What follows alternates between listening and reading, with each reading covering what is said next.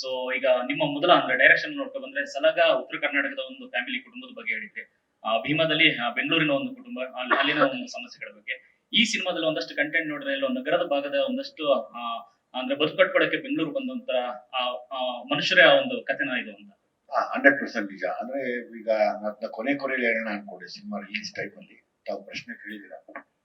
ನಾನು ಈ ಕತೆ ಹುಡುಕಾಟ ಮಾಡಿದಾಗ ಸುಮಾರು ಜನ ಗಂಡ್ಮಕ್ಳು, ಸುಮಾರು ಜನ ಹೆಣ್ಮಕ್ಳು ಪ್ರಾಪರ್ ಪರಿಚಯ ಇಲ್ದಿರ ಬೆಂಗಳೂರಿಗೆ ಬಂದ್ಬಿಡ್ತಾ ಇದ್ದಾರೆ.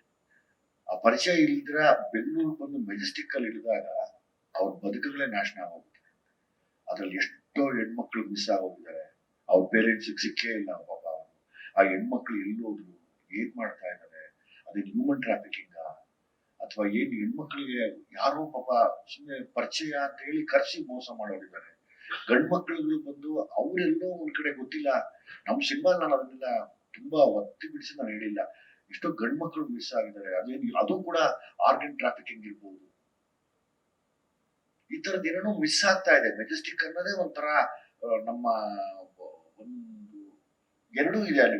ಹಣೆ ಬರ ಬರ್ಕೊಳ್ಳೋದು ಇದೆ, ಹಣೆ ಬರನ ಯಾರು ಇನ್ನೊಬ್ರು ಬಂದು ಕಳಿಯೋದು ಇದೆ. ಒಂದು ಕ್ಷಣ ಮಾಡಿದ್ರೆ ಮಿಸ್ ಆಗೋಗುತ್ತೆ ಲೈಫಲ್ಲಿ. ನಾನು ಯಾವಾಗ್ಲೂ ಒಂದೇ ರಿಕ್ವೆಸ್ಟ್ ಮಾಡ್ಕೊಳ್ಳೋದು ತಮ್ಮ ಪ್ರಶ್ನೆಗೆ ಲೋಕೇಶ್ ಅವರೇ, ಬೆಂಗಳೂರಿಗೆ ಯಾರೇ ಹೆಣ್ಮಕ್ಳು ಯಾರು ಬಂದು ಇಲ್ಲಿ ಇಳಿತೀರಾ, ಹೊತ್ತಲ್ಲಿ ಬಂದು ಇಲ್ಲಿ ಇಳಿದ್ಬಿಡ್ತಾರೆ. ಯಾರೋ ಪ್ರೀತಿಸೋನ್ ಕರೀತಾನೆ ಅಂತನೋ, ಮತ್ತೆ ಯಾರೋ ನಂಬಿಕೆಯನ್ನು ಕರೀತಾನೆ ಅಂತನೋ. ಆ ಬಂದ ಹೆಣ್ಮಕ್ಳು ತನ್ನ ತಾಯಿ ತಂದೆಗೂ ಸಿಗ್ಲಿಲ್ಲ, ಕೊನೆಗೆ ಆಕೆಗೆ ನ್ಯಾಯನೂ ಸಿಕ್ಕಿಲ್ಲ ಬದುಕಿನಲ್ಲಿ.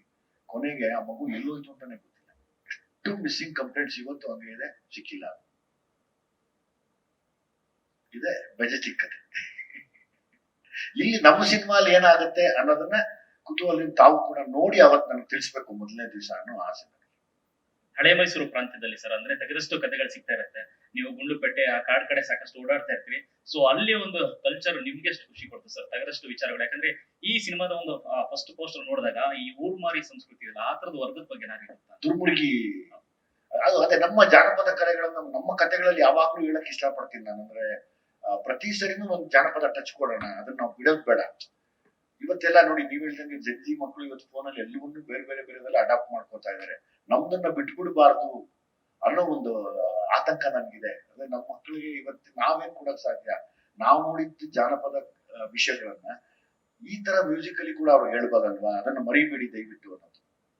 ಮೆಜೆಸ್ಟಿಕ್ ನಲ್ಲಿ ನಡೆಯುವ ಈ ಕಥೆಯ ಮೂಲ ಯಾವುದು ಸರ್? ನಿಮಗೆ ಈ ಕಥೆಯ ಎಲ್ಲಿ ಹುಟ್ಟಿತು? ನೀವೇನಾದ್ರೂ ಮೆಜೆಸ್ಟಿಕ್ ಅಲ್ಲಿ ಈ ಒಂದು ಸಿನಿಮಾಗೋಸ್ಕರ ಏನಾದ್ರು ಒಂದಷ್ಟು ವರ್ಕ್ ಮಾಡಿದ್ರ? ಡಿಪಾರ್ಟ್ಮೆಂಟ್ ಕಡೆಯಿಂದ ಏನಾದ್ರು ಸೋರ್ಸ್? ಯಾಕಂದ್ರೆ ಸೂರ್ಯ ಅವರು ಕೂಡ ಆರಂಭದ ದಿನಗಳಲ್ಲಿ ಈ ರೀತಿಯಾದಂತಹ ಸಬ್ಜೆಕ್ಟ್ ಗಳನ್ನ ಜಾಸ್ತಿ ತಗೊಳ್ತಾ ಇದ್ರು. ಎಸ್ಪೆಷಲಿ ಕೆಂಡ ಸಂಪಿಗೆ ಬಂದಂತ ಸಂದರ್ಭದಲ್ಲಿ ಡಿಪಾರ್ಟ್ಮೆಂಟ್ ಇಂದ ಒಂದಷ್ಟು ವಿಚಾರಗಳನ್ನ ತಿಳ್ಕೊಂಡು ಅದನ್ನ ತೆರೆ ಮೇಲೆ ತರುವಂತ ಕೆಲಸ ಮಾಡ್ತಿದ್ರು. ಸೊ ನೀವು ಅದೇ ರೀತಿ ಮಾಡಿದೀರಾ ಅಂತ ಇದನ್ನ? ಹೌದು, ನಾನು ತುಂಬಾ ಮೆಜೆಸ್ಟಿಕ್ ಅಲ್ಲಿ ನನ್ನ ಟೀಮ್ ಜೊತೆ ತುಂಬಾ ಕತ್ಲಾದ್ಮೇಲೆ ಒಂದು 6 ಗಂಟೆ ಆದ್ಮೇಲೆ ಕತ್ಲಾದ್ಮೇಲೆ ಹೆಂಗಿರುತ್ತೆ ಅಂತ ತುಂಬಾ ದಿವಸ ಓಡಾಡಿದ್ದೀನಿ.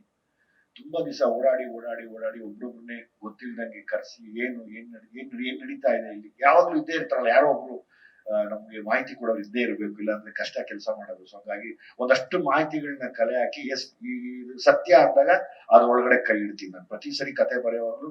ಅದಕ್ಕೆ ನಾನು ಸ್ವಲ್ಪ ಸೂಕ್ಷ್ಮದಲ್ಲಿ ಕಥೆನ ಹೇಳಕ್ಕೆ ಇಷ್ಟಪಡ್ತೀನಿ.